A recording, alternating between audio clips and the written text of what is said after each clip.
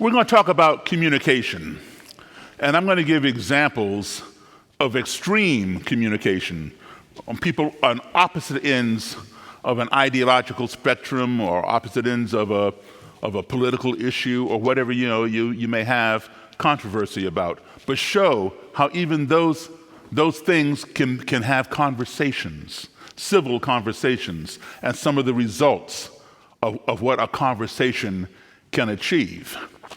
I'll be 66 years old in a couple of weeks, but I grew up as a child of parents in the U.S. Foreign Service. So I was an American embassy kid traveling around the world starting at the age of 3. And you go to a foreign country, you're there for 2 years, you come back home here to the States, you're here for a few months, a year perhaps, and then you're back overseas again to another foreign country. That was the formative years of my life.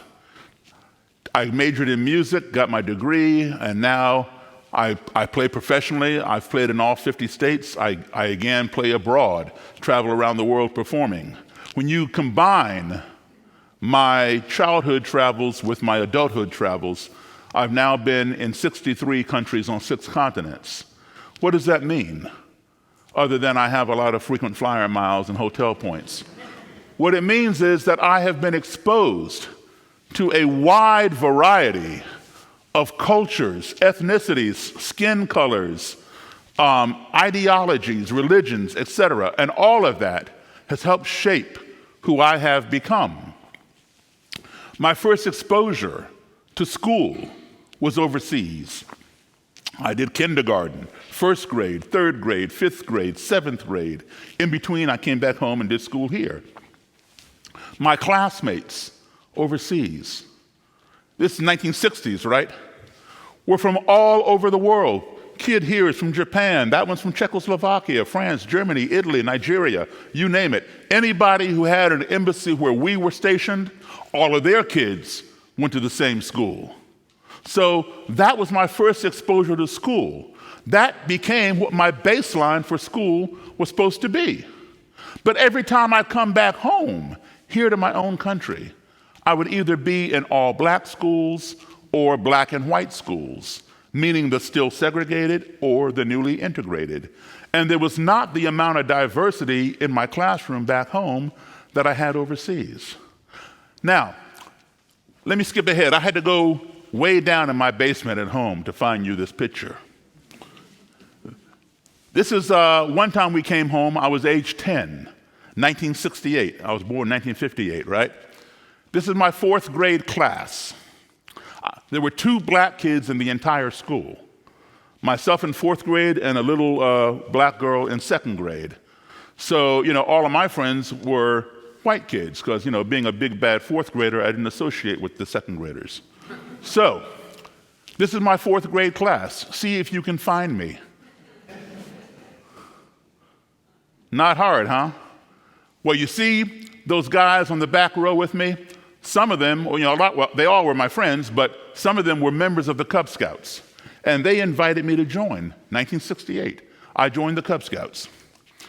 And we had a parade in which there were Girl Scouts, Boy Scouts, Cub Scouts, Brownies, 4-H Club, a bunch of different organizations. I was the only black participant in this parade. The sidewalks were lined with nothing but white people. The streets were blocked off, and we're all marching. And people are waving and cheering and smiling, having a good time, until we got to a certain point when suddenly, pow, I'm getting hit with bottles and soda pop cans and little rocks and small debris from the street by just a small group of white spectators off to my right on the sidewalk. I remember it being 4 or 5 people, a couple kids, a couple of adults. I didn't know them. I assumed it was kids and their parents. And so first thing I thought was, oh, these people over here don't like the Scouts. That's how naive I was, because I never had this kind of thing happen to me before.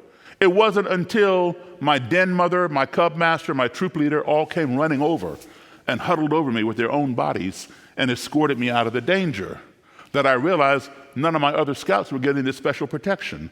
So now I'm wondering, what did I do? I didn't do anything. What did I do? And I asked them, I said, why are they doing this? I didn't do anything. All they would do is shush me and rush me along, telling me to keep moving, everything will be fine. I kept moving. They never answered my question. Fortunately, the people doing this did not follow us. They just remained where they were. By the end of the parade, I still didn't have an answer. When I went home, my mom and dad, who were not in attendance of this parade, were cleaning me up with alcohol and mercurochrome and putting Band-Aids on me, asking me, how did you fall down and get all scraped up? I told them I didn't fall down. I told them exactly what had happened. For the first time in my life, my mom and dad sat me down and explained to me what racism was. Now, believe it or not, at the age of 10, I had never heard the word racism. Why would I? It wasn't in my sphere. I just told you what I lived amongst, people from all over the world. And we all got along fantastically, right?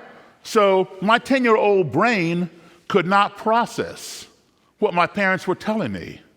I could not conceive of somebody wanting to inflict pain upon me who had never seen me before, never spoken to me before, knew nothing about me, all because of the color of my skin. This made no sense.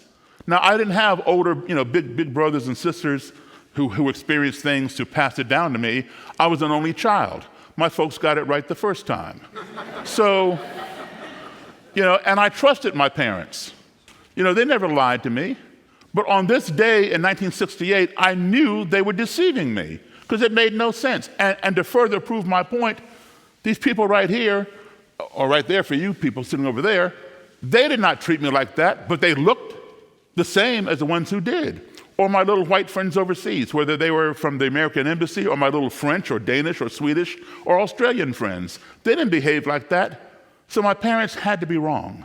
Well, I quickly learned my parents were right. Again, 1968, a very pivotal year in this country for civil rights.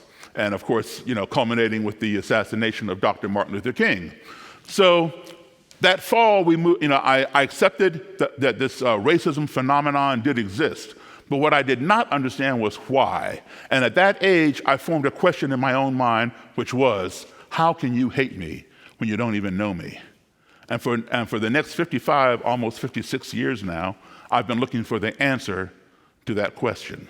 So, I would ask people, I have a vast library, tons of books on black supremacy, white supremacy, the Ku Klux Klan, the Nazis in Germany, the neo-Nazis over here.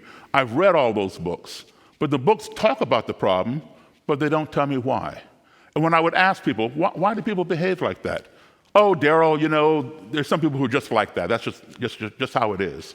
That's not an answer. I want an answer. So who better to ask that question of, how can you hate me when you don't even know me, than to ask somebody who would go so far as to join an organization that has over 100-year history of practicing hating people who don't look like them, who don't believe as they believe. So I began seeking out members and leaders of the Ku Klux Klan.